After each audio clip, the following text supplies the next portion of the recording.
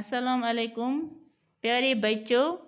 class seconds पोरमुत ओत्र पढ़िए और लिखिए यम स्कूल तमन दोहन पढ़िए पढ़िए और लिखिए ये लिखमुत घर कॉपी पे अनार बस बतख पतंग पर ताला टांग सब्जी जग चमचा तितली मोर यूतान पढ़िया अम ओकुन पढ़ो आज बे लिखो तख्ती ते खाई ते ये ती तख्ती लिखो इम जाए ते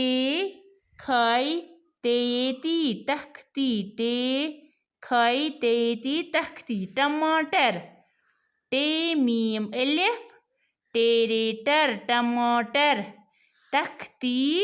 टमाटर टे मीम अलिफ टेरेटर टमाटर अंडा अलिफ नून डे अलिफ अंडा अंडा अलिफ नून डे अलिफ अंडा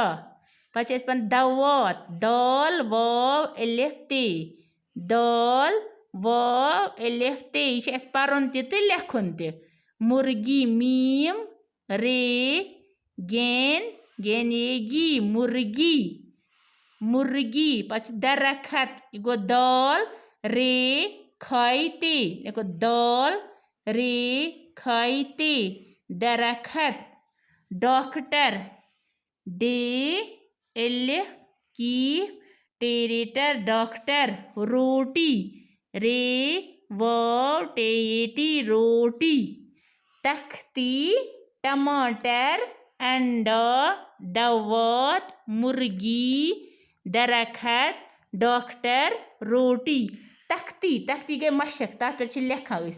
एले बे 1 2 AB टमाटर सह सारी खेवान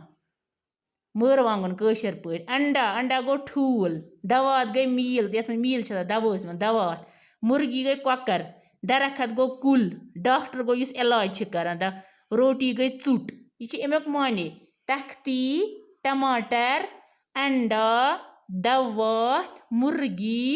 दरखत डॉक्टर रोटी बच्चों ये लिख जो